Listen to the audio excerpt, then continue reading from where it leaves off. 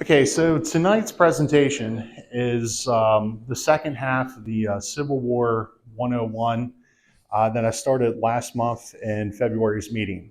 So we started with a little general background talking about the Depression prior to the war and how it was slowly catching up with the county, and then how things became more polarized as far as politics before we dove into the events of 1861 with the 11th Indiana Suaves and the Battle of Romney and Kelly's Island. Then we got into the events of 1862, touched a little bit on the hospitals, and started into whenever Cumberland surrendered in July of 1863. So with that, um, we'll pick up from there, as that is where we stopped last week prior to our meeting.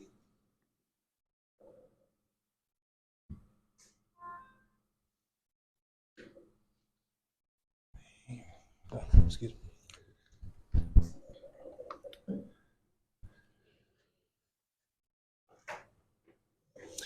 Okay, so leaving the events of July 1863 behind us, we jump forward to September 19, 1863. And this comes from the History of Cumberland, page 413. And it says, a party of the Ringgold Cavalry free a member of their unit who was confined in jail in Cumberland. They released the individual by force. And this was a pretty interesting story in Loudermilk's History of Cumberland. They basically show up in the middle of the night, break into the jail, break out their fellow cavalry trooper, and then spring them from jail. There's a couple incidents in Cumberland's history similar to that, where you had soldiers from certain units which would get into fights with other soldiers. One particular one, which I believe was in 1864, they had someone from a New York unit, or maybe it was like one of the Potomac Home Brigades, but they cut up a member of like the 1st Virginia Cavalry who was in town, because they get into an argument and it leads to a fight from there. So it's pretty neat that even the troops that were coming in were not necessarily getting along with each other at times. In November of 1863, on the 18th, General Benjamin Kelly returns to Cumberland, and he establishes headquarters at the Barnum House.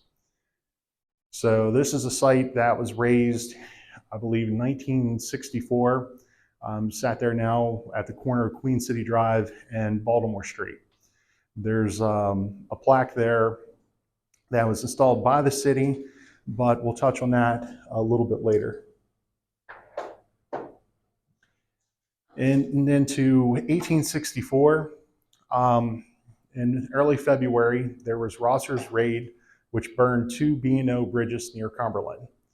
I was looking for more information on this, and if my thinking's correct, I believe it may have been the bridge going to the community of Patterson Creek, that you can still see the foundation of off the C&O Canal near Spring Gap. This was one that I didn't get a chance to really dig into more, like everything else that I covered last month and for the rest of this evening. So we get to March 1864, and this is coming from the History of Cumberland, found within pages 413 to 414. General Franz Sigel of the failed Shenandoah Valley effort fame, he is assigned command of the Department of West Virginia, and then he establishes his headquarters at the Revere House. And in late March 1864, engineers who are working under Sigel's order, they construct earthworks on McCaig's Hill and then a fort on a hill alongside Williams Road. So these earthworks have disappeared over time with the construction of the high school and with the construction of I-68 and all the changes out there along the Willowbrook Road area. This is a photo from the Herman Miller collection, and it's actually of the Civil War trenches prior to being filled in. I don't know if this was on McCaig's Hill or if this was at the Fort Hill site. Miller didn't have any notes on this particular photo, but this is in the City of Cumberland's collection. Then we get to May 5th, 1864. McNeill's Rangers destroy one passenger and two freight trains of Bloomington, Maryland, along with the machine shop at nearby Piedmont, West Virginia. This included 9 locomotives and 22 cars that they managed to just disrupt the activity there. On May 9th, 4 days later, Siegel departs for active service in the field, and General Benjamin F. Kelly is reassigned to the command of the Department of West Virginia. Yes, Dave? What's your reference up there? WEB? Webb. Sorry. Okay. That was a good point. Thank you, Dave. Give me just 1 second to, because I know Dave wasn't here at our last meeting.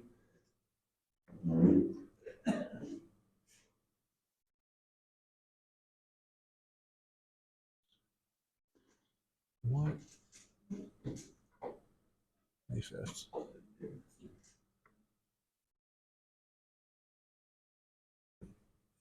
I probably should have led with this first.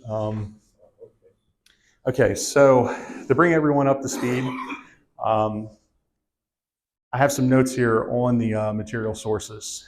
So whenever you see HOC, it's for History of Cumberland, written by William Loudermilk.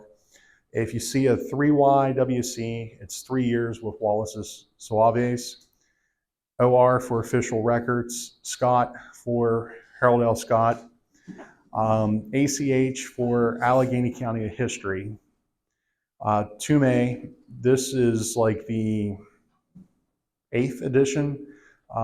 He was a gentleman that self-published this book in Baltimore that covers the entirety of everything that happened in Maryland in the Civil War. So it's kind of like a quick, handy reference.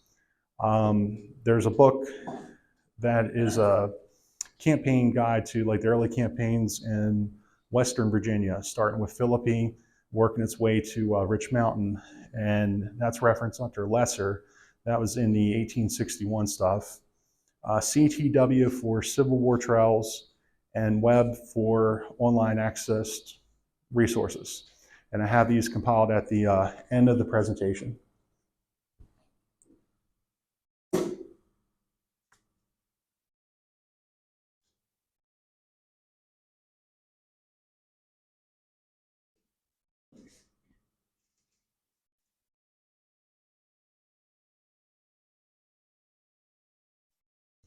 Okay, so moving on to the next slide, we go to July 7th, 1864, and this is from the History of Cumberland.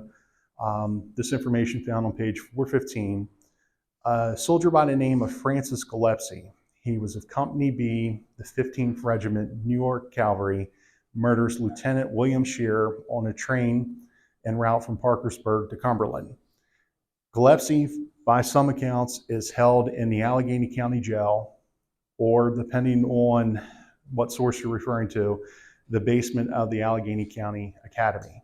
So there's kind of 2 different stories as to where he was held. And this was prior to being hanged at the gallows near Rose Hill Cemetery. And the good people of Cumberland at the time, they didn't want a murderer in their cemetery, regardless of the fact that he, was supporting the Union cause up to that point. So they bury him in a pauper's grave near the railroad tracks. And popular legend puts that at 309 Fayette Street, which is now raised. But on a side note, this execution leads to one of Cumberland's most well-known ghost stories, the parish ghost, in which it's said that the spirit of Gillespie appeared before the priest at St. Patrick's Church, upset that his personal effects were not sent home after he was executed. Whether that's true or not, I don't know, but that's just one of the stories surrounding, some of our Civil War history in the area. So moving on from Francis Gillespie, we get to July 11th, 1864, and from Allegany County of History. Priscilla McCraig. She was the wife of a prominent citizen, William W. McCaig. He was like president of one of the local railroads, involved in some of the mining stuff. But she is ordered into exile from Cumberland by the order of Union General David Hunter. She writes a journal detailing the seizing of her husband's office for the use of Union headquarters and maintains that through her exile. Then on the 12th, McCaig, a sister-in-law, and then her 4 children are sent to Romney, West Virginia under military escort, beginning her 3-month banishment.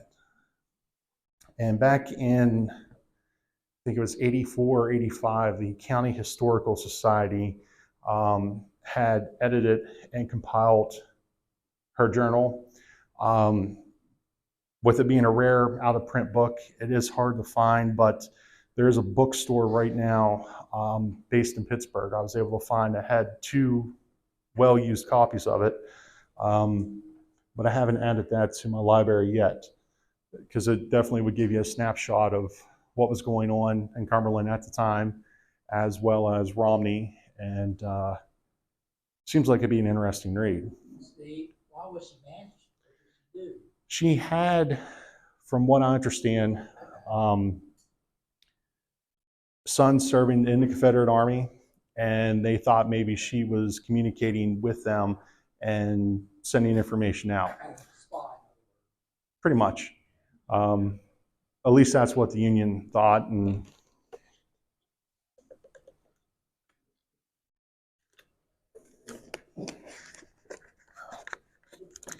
so next, on July 31st, 1864, from the official records and to me, following the burning of Chambersburg, Pennsylvania, forces under Confederate General McLaughlin ransomed the town of Hancock, Maryland. They demand $30,000 and 5,000 cooked rations. Under McLaughlin is a General Bradley T. Johnson, one of his brigade commanders, who argues that the town of 700 could not produce the ransom and that they were amongst friends, as Hancock had strong Southern sympathies. So from there, McLaughlin's forces retreat towards Cumberland as the Union cavalry under Brigadier General W.W. Averill approach Hancock. Since he was questioned on his orders by Johnson, McLaughlin leaves Johnson's troops as the rear guard of McLaughlin's command, and they skirmish with Union troops west of Hancock to cover McLaughlin's retreat towards Cumberland. Then they catch up with them. And on August 1st, 1864, this was information from a Civil War Trails marker found on 15 Mile Creek Road in the Flintstone area. It stated that around 3 a.m., McLaughlin's Confederates, they paused near Pratt Hollow, and then near daybreak, they continued west. And then later in the morning, we get to the affair at Flintstone, Maryland, in which the 11th West Virginia briefly exchanges with the advancing Confederates. And while the Confederates are moving on to Flintstone, General Kelly begins to set up defenses along the Baltimore Pike 2 miles east of the city. He sends his own son, who is working for him on his staff, out to scout the Confederate position. And his son rides out to Martin's Mountain with a couple of aides, and they get him in the spy glasses and then return and report to Kelly. But at Kelly's disposal were 3 regiments of the Ohio National Guard, 4 companies of the 11th West Virginia, and 1 company of the 6th West Virginia Infantry, 2 sections of Battery L of the 1st Illinois Light Artillery, and 1 section from Battery B of the Maryland Light Artillery, which set up on the hillside surrounding the pike west of Evetts Creek. So if you can picture how I-68 is headed out towards Pacini's restaurant now, the batteries would have been up on the hillside where you see the gas station. But where they would set, there's currently a house on private property. So it's pretty neat that they set up there. And then The one battery I think may have been closer to the actual road itself on the hillside. How Yes. many people would that have been? How many soldiers? And the batteries? All of those, the whole contingent. The regiments, companies, and everything, approximately how many? What was the question? How many How soldiers that was? How many Go back Union to the troops? slide. Okay. Can you go How back? many troopers? Yes. Confederates had 3,000 Yeah, but how many's here? What's this? on the It was about US side. 2,000. They had about 2,000, yeah. And They then had 200 they had civilian volunteers under Thurston. volunteers from militia and a lot of citizens from the previous wars and stuff that picketed out on Williams Road. And they were pretty much even in numbers, but you gotta remember, the South was seasoned veterans. These guys were 90-day guys, 90-day wonders, and volunteers, and people that was the 152nd and the 153rd had less than 16 days to go when that battle started. They're the ones that turned tails and came back. They were from the Ohio National Guard. Well, Kelly had dismissed the 153rd, sending them to Old Town to secure the ford and the bridges over the canals. But the rest of them, he set up a skirmish line, and then they went back to the defenses that were closer to town to set and wait. And it was around 3 p.m. on the 1st that the Confederates, arrive and they start to exchange fire. But being concerned of a Confederate attack along Williams Road, you had just local militia and citizen volunteers. They organized under retired General Charles Thurston, who'd fought in like the Mexican War, and they set up makeshift fortifications in the vicinity of current Fort Hill High School and wait to attack.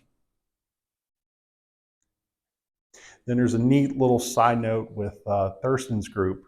Local lore mentions that Thurston was approached by scouts from Kelly's command along the Baltimore Pike, informing him of the rebels approaching. Sorry, I read that wrong. That Kelly's guys came from the Baltimore Pike over the Williams Road. And he was alleged to have said, "Damn them, let them come, everything's hunkadora." Then later on, another party of scouts informed Thurston that the Confederates were headed towards the Potomac at Green Spring, and he was alleged to have said in response, "Damn them," or I'm sorry, "Damn, let them go, everything's hunkadora," which led to locals calling the site the Battle of Hunkadora and using that term to indicate things are okay. So that came from a collection of stories from one of the older newspapers, and it was published sometime around 1940 in this collection, and I thought it was funny to throw in here. But getting back to the actual engagement itself, the Battle of Folks Mill began around 3 p.m. in the afternoon with skirmishes around the bridge over Evetts Creek. The adjacent Turkey Flight Manor, and with the commencement of Union artillery fire, Confederate troopers took shelter behind Folks Mill, house, and barn, resulting in the barn burning down due to shells bursting in the barn. So the Union batteries from Illinois and the Baltimore Light Artillery, they were just firing, at the barn pretty much haphazardly, and it's their shells that burned down Folks' barn. Did you have your hand up, Gary, or? Steve? Yes. So the Union troops were originally out by where the state was, and they fell back, and then they were on the hills east of like the parking lot, Genie's, and on the cemetery hill. Side of crossroad. It's kind of hard to see here with the detail, but this is the original map, and then it was the basis for the later map and the atlas to the official records. So what we're looking here is this is the original alignment of the Baltimore Pike, which is now lost because of the construction of I-68. And you had this small road connecting to Knaves Cross Road with Mason's Road going out there, and then some local roads around the mill structure. So Pacini's would fall right about here. The parking lot would be here in front of the stream. So you can't really see in the detail, but there's a bunch of small blue X's. Yep. And the blue X's start right about here in the cemetery, Okay. and then they kind of arc back along this way. And then the artillery positions, and then you have Union troops stationed along that road up through the hillside. So they basically had the defenses set up like this, with Evans Creek here in the middle. Now, coming in from the eastern end of 144, heading west, this hillside here has been drastically altered over the years through construction. And at the time of the battle, there was a farm back here towards where the bridge is. I can't recall the name of the road, but it passes over I-68. So they had set up their artillery positions on the hillside and then established their main line while they sent skirmishers towards the bridge and buildings to probe the Union position. So the exchange between both sides continued until about nightfall, and McCausland, concerned, not knowing what they were approaching as far as defenses of Cumberland, they decided to look for a way to retreat back to West Virginia. And he sends out Harry Gilmore of the Gilmore Ride around Baltimore fame to scout a location for him. They happen to come across the local who tells them a way to get over the mountain. And the general consensus on the retreat route is they went back on 144 Old Hancock Road, and then they went to Hinkle Road, to Williams Road, Crescent Mill Road, and then continued on down to Old Town, where they arrived there around 5 a.m. on the 2nd. But here's a photo of the covered bridge. This was taken in the 1880s and basically looked like it did at the time of the battle. And then this is a photo of the Fulks property with the house and the mill and mill races. That both of these came from the Herman Miller collection. So, Dave, before you go any further, 2 points we need to make. Number one, Kelly sent his son out to destroy as much of the bridging, on 144 or 40. And those guys took off through Brax Hollow up into Pennsylvania, and they actually came out Old Cumberland Road. So they came out from behind the Baltimore Pike. They were north of the Baltimore Pike. When they left, they went back the way they left. They came in. They pulled out one company at a time. They did go out Hinkle Road, but not as we know it today. You know where Miller's Garage is? yes, yeah, you're referring to the original alignment. It goes up through there, goes out to the top of Bill Hinkle's place, and then it catches on to the Old Soldiers Road there. That washed out in 36, and they abandoned it and built the Hinkle Road as it is today. But those guys actually came in the Old Hancock Road, and they left the Old Hancock. Okay. Well,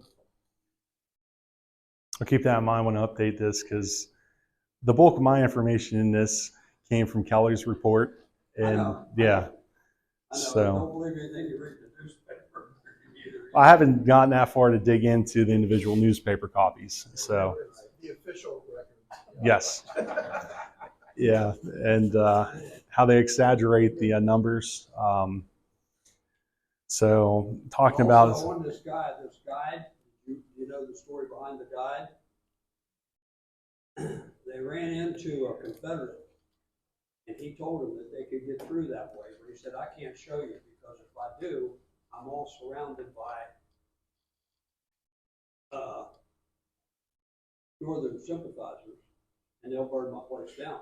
wow, But Mr. Rice, Simon Rice, knows where the road's at. He's a staunch abolitionist, and they won't do anything to him. So they went to him, put a pistol in his ear, and rode him up the old Hinkle Road that we just talked about out through. And that's how he got to Old Town. When they got to Old Town, cut him loose and let him go back home.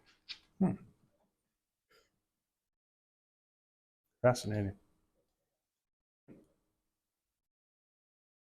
But on saturated numbers, as far as casualty counts go, approximately 30 Union soldiers and 30 Confederates were wounded, the later having 8 dead from the fighting. McLaughlin in his reports doesn't really mention that, just with all the movement that was going on. Getting to the second, Johnson's brigade, under orders from McLaughlin to secure the crossing, arrived at Old Town the next morning. They find that the Union troops burned the bridges over the canal and took position on Alum Hill between the canal and the Potomac River. Johnson orders the 8th Virginia Regiment and the 27th Virginia Battalion to attack the hill while the rest of his forces crossed over the canal on a quickly built bridge. So this was either around Lockhouse 71 or Lockhouse 70. The 153rd, they retreat off of Alum Hill, cross the Potomac, and then they get over into Green Spring, West Virginia, where they're supported by this armored train car that contains the 2nd Potomac Home Brigade. So they're there, and the Confederates catch up to them, and the armored car comes under fire from the Confederate artillery. The first shot knocks out the engine, the second shot takes out a cannon, and the third shot lands on the embankment, and it bothers the 2nd Potomac Home Brigade enough. They abandon the train and they flee to the woods. And the 153rd Ohio National Guard, under a Colonel Israel Stroh, he leads about 82 of his men into a blockhouse there in the rail yard, and they take up a position all hunkered into this building. So McLaughlin's troopers catch up to this, and they can't see the blockhouse from where they're at in the Potomac, trying to get up on the embankment. So they begin exchanging fire, and it gets to a point where finally they put up a flag of truce, and they send 2 troopers over with a letter to Stroh and the blockhouse, saying, hey, we got you surrounded. Why drag us out any longer? Like, in a nutshell. And then have the Ohioans surrender, and they were paroled there on the spot. Their weapons spike, and as part of the condition of the surrender, Stowe had asked for a handcar so that him and his men could get back to Cumberland, since the train was disabled and they had no rail access as far as other vehicles to take and get back to Cumberland. So I'll take and get past that.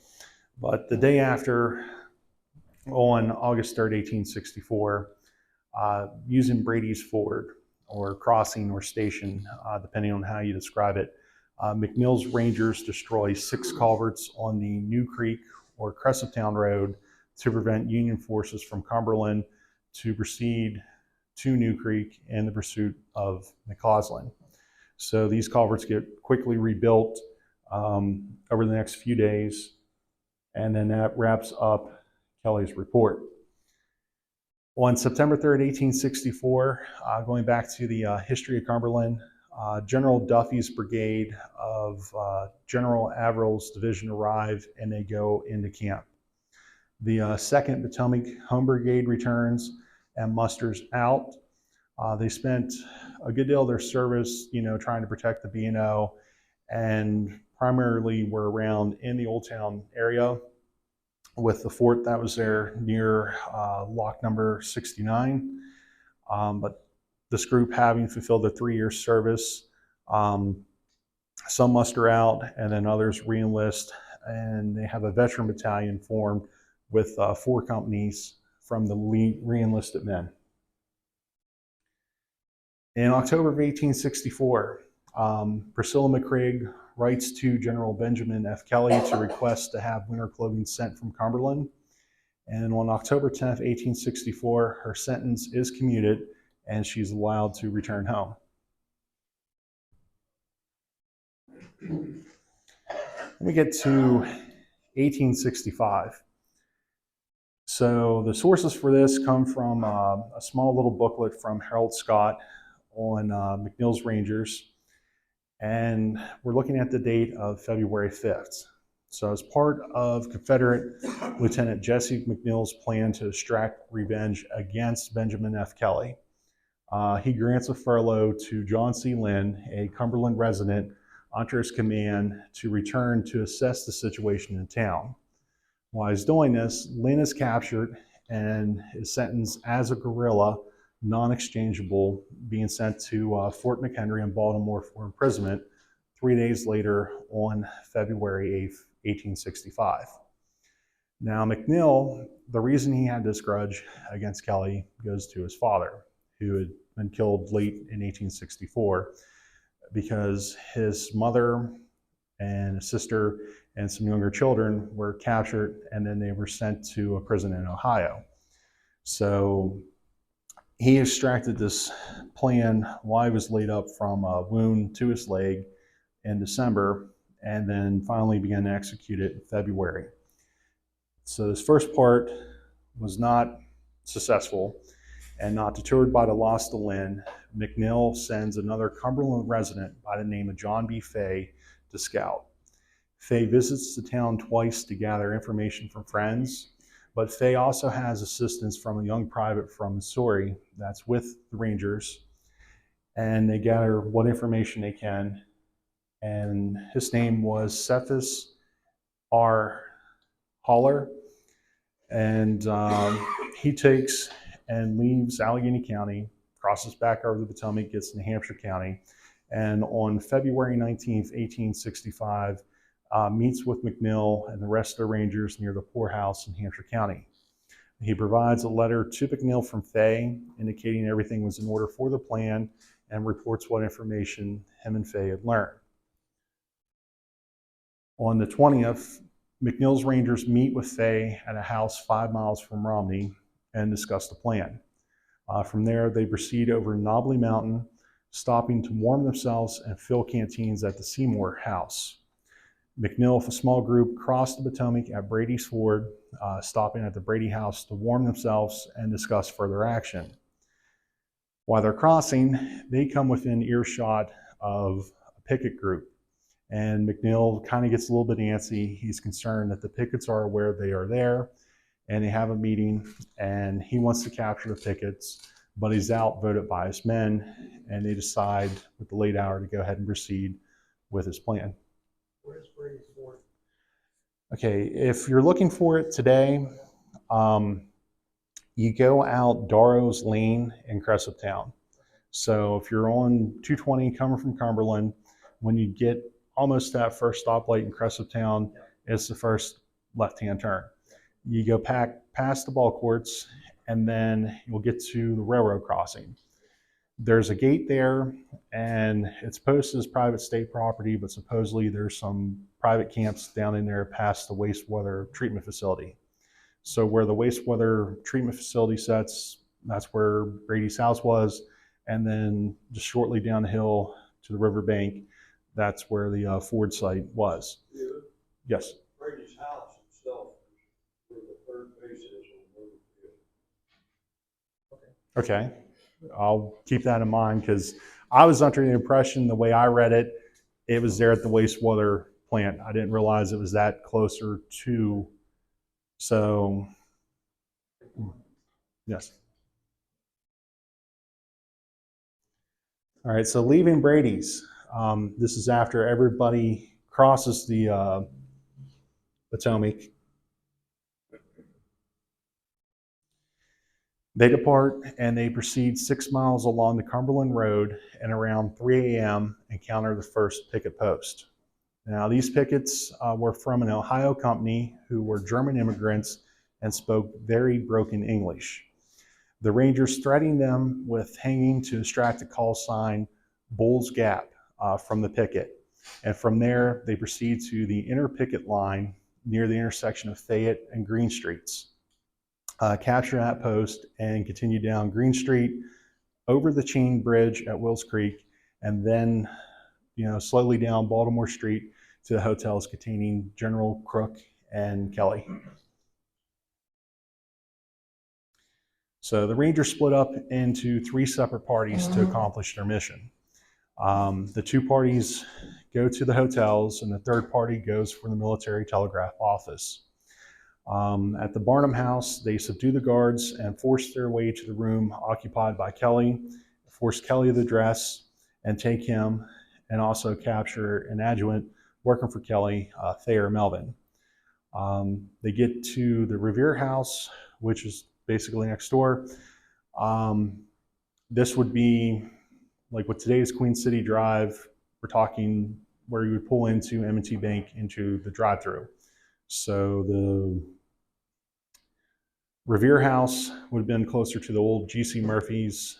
The Barnum House, which later became the Kelly Wag building, was there on the corner. And that's where Kelly was, and then Crook was in the other one.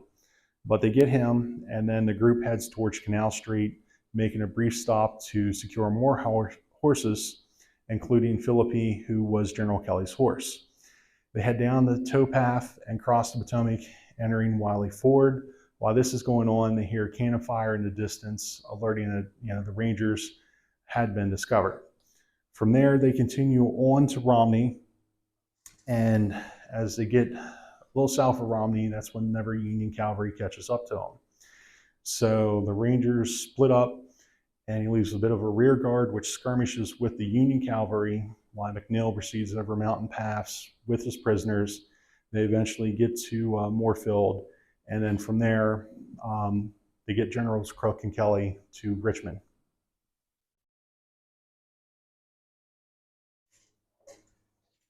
Okay, so May through September 1865. This is after Lee's surrender at Appomattox. Cumberland becomes established as one of the posts in the middle department where troops were to muster out of federal service. The 5th United States Cavalry establishes a camp 3 miles west of town in a grove along the National Road. And the way I'm reading the information on this places this camp there at the former Narrows Park. So we're talking right above the railroad tracks, towards the cement company concrete block place that's there. But almost daily, there were wagon loads of soldiers arriving to return equipment, get paid, and muster out before being sent home. Then I have some post-war information that I threw here, trying to trace like some of the Civil War sites up through today, and then some events relating to the Civil War. There's only a couple more slides to this. In 1895, the Cumberland's Women Relief Corps dedicated a monument to Union volunteers, and it's placed at the sites of the graves of Union soldiers from the Potomac Home Brigade in Rose Hill Cemetery. This is the monument that was placed by the Women's Corps as it appeared in January this year. And the gravestones are members of the Potomac Home Brigade, except for this one here marked as unknown. And then there's a Grand Army of the Republic marker in the ground, kind of as a footstone to those graves.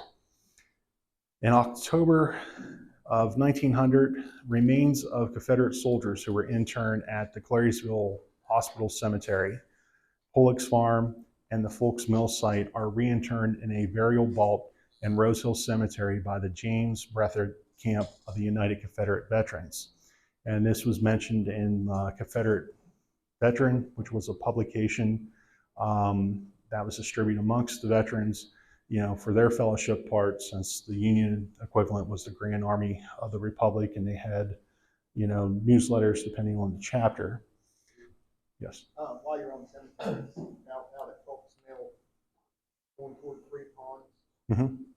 The old body shop there, you know where that's at? And you might know, you know there's a Confederate soldier there? in the Who's this, cemetery? sir? Yeah, Oh, yeah, he's not a Confederate, he's Well, they put a US soldier. By Streets' Body Shop, if you go in their driveway, they built two houses there. The cemetery is right behind the biggest house that you can see from the highway as you're getting towards Eternal. And I'm pretty sure they put a Confederate flag on it. Well, now, maybe there is a Confederate buried in there. I didn't know someone was buried there. I mean, I knew there My were. granddaughter sent a picture and had a Confederate flag there. I didn't have it now. I just didn't know if anybody knew or knew anything about it. Larry, what is that headstone out there? You guys have a plaque out there at that cemetery, Streets and Body Shop. I haven't been out there. Okay, I'll get information. Okay. Get that picture at least, of it. I just want to bring it up. All right, thank you, Wayne. I mean, yeah, because I went looking for Union graves this past weekend out there along 220. So, Oh, you didn't know I was there? no, I knew they were there. I just couldn't remember exactly where, because Georgia showed me one point whenever, it's probably been about 30 years ago, and I drive by looking in the wrong spot, and then didn't realize they were right across from the discount grocery store. So I got some photos of that for the Civil War blog that I'm doing on Facebook, and then found the site of Camp Mason-Dixon, which I'd only known about originally from a Facebook comment, and then to get out there and see the site and the plaque that was there and how it ties into the 1861 events, because that was the second group after Suaves left to go into Cumberland. So I got a little bit more digging into that, because Loudermilk refers to them as like Kane's Rifles. And out there, the Cumberland Valley Township Historic Society has them listed as Pennsylvania regiments. But getting back to the Confederates, reinterred in 1900, you have an Allen Brown from Company C out of 57th, North Carolina, an H.W. Fullenwider, he was the second lieutenant from Company E, the 23rd Regiment, North Carolina. A N.H. Gilbert, who was a sergeant in Company F, the 58th Regiment, Virginia. A Watson M. Ramsey from Company F, 58th Virginia. A John A. Smith from Company E, the 52nd Regiment, Virginia. And then a Joel R. Stowe, Company A, the 8th Tennessee Cavalry. And then from the Pullock Cemetery, Charles Wagner. And then reinterned from Folks Mill, there was a James O. Cohen, and then an unknown soldier. And these were all moved into Rose Hill in 1900. In 1912, Cumberland becomes one of the first cities within Maryland to honor Confederate dead with the installation of an obelisk-shaped monument at Rose Hill Cemetery, marking the reinterred graves. The monument has a plaque that's on it that says it's erected by the ladies of Cumberland, and then it sets on the burial vault prepared in 1900. So jumping ahead to 1960, centennial events were held in the county commemorating the war.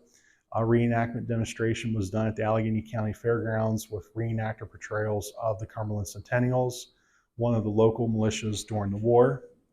And from the Herman Miller photo collection, these are some photos that were taken at the fairgrounds. I think I have a couple of these in here. Maybe starting a brush fire. I mean, there's a lot of smoke. Yes. Especially this one here. I mean, it's crazy. It definitely was a powder burning event. And Might have been cloudy, kind of hangs down low. Didn't look like it. yep. Then they have a portrayal here of Confederate reenactors from the event. Okay, so August 3, 1963, there is a Civil War reenactment commemorating the 100th anniversary of Folks Mill. Oral tradition, and thank you, George, for this one, places the event south of Frostburg along the New Georges Creek Road. The next pictures on that, which are, I couldn't find any on the event itself, but I do have in my collection at home, there was a participant medal that was given out. And this is the front and back of the medal. What's neat is the engraving here shows the Folks Mill building and then has the date from 1963 on it. 1964, the Kennewick building, the former Revere House, the site where General Cook was captured at, is razed. This is the monument or plaque that the city had placed there, talking about the events of the Civil War. And then this little marker down at the bottom. A short distance from that is the one on the site where Crook, or I'm sorry, I got the generals wrong here. Kelly was at this one, Crook was at the next one. But if you're there where M&T Bank is now, the other plaque is pretty much in front of the bank, and then this one's up there where you pull in through their drive-through. 1994, Civil War Trails Inc. is founded. Yes, George. City of Cumberland didn't put those in. Okay. They were put in by private citizens. Look on the plaque. Let's see. That'd be, we put the signboard for, next to the Loop Road. Roundtable put that.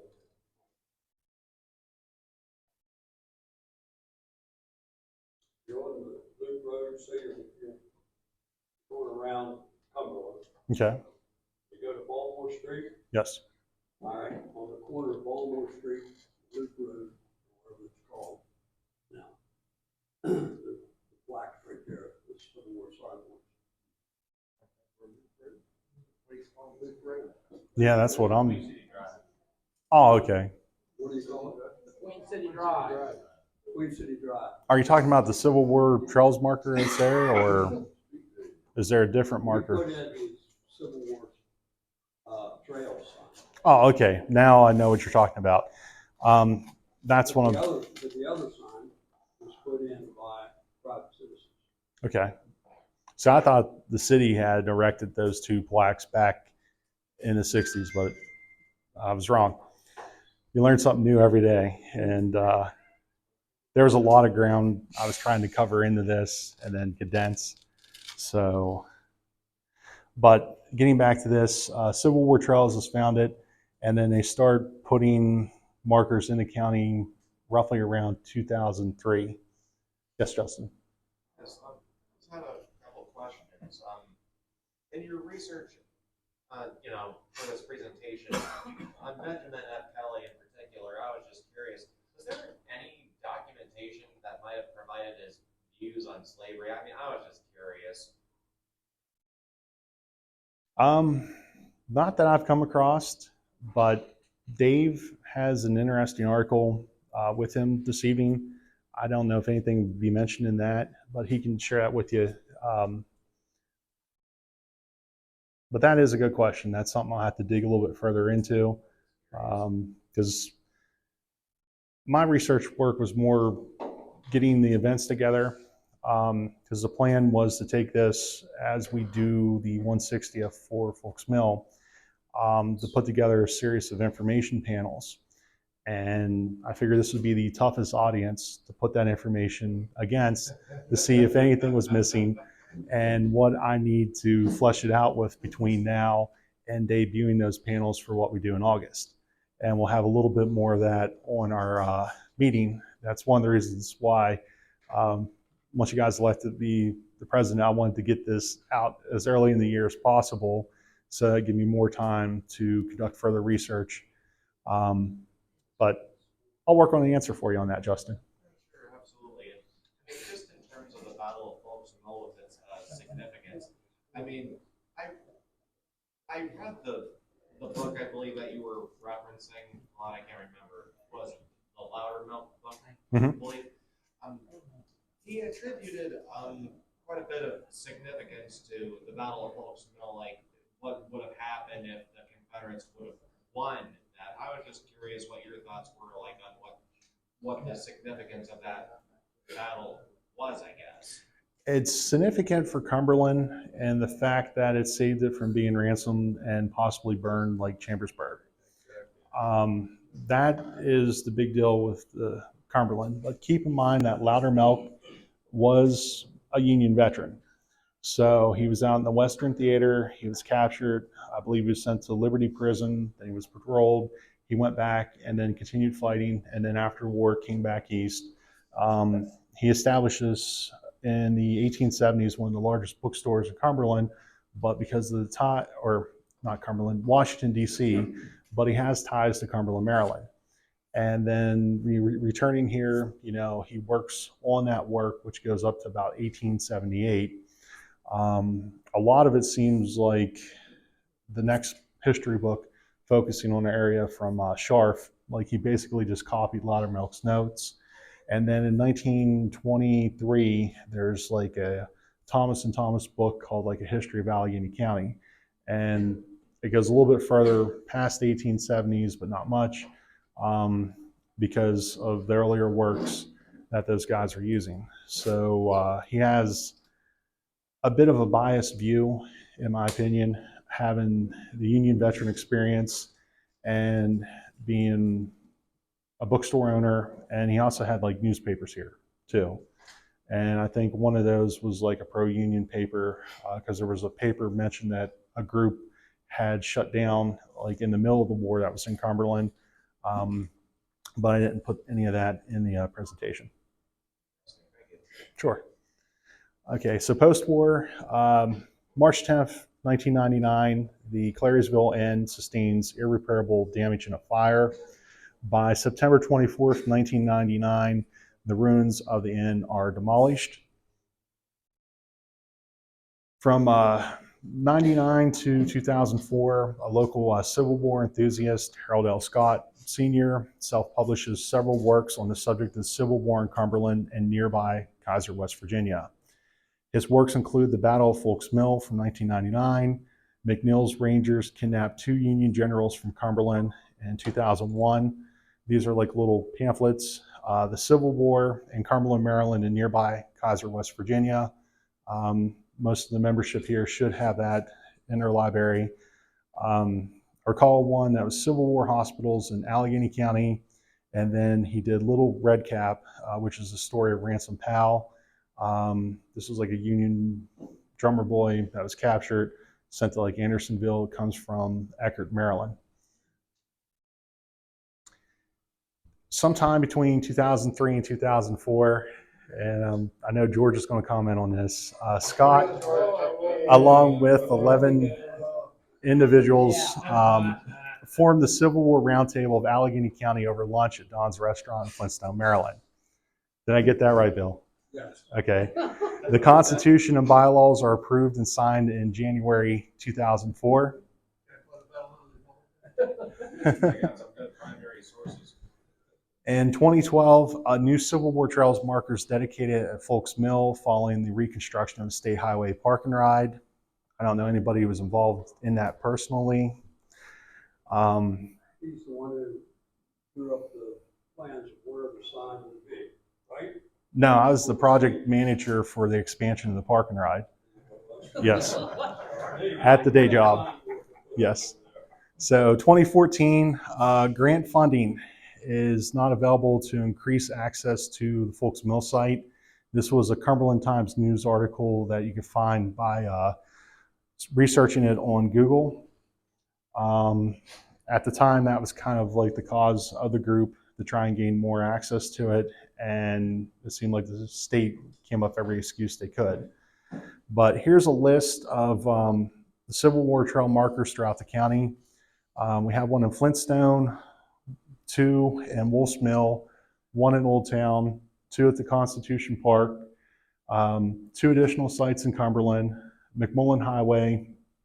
There are 2, which I have that listed as Crescent Town Post Office parking lot. That's actually at the ball field there off of Darrow's Lane. I didn't slide that into the presentation. Cumberland, Maryland on Baltimore Street, and then Clary'sville. This one, Kelly's Island. that's it. So I have a story for You did that. on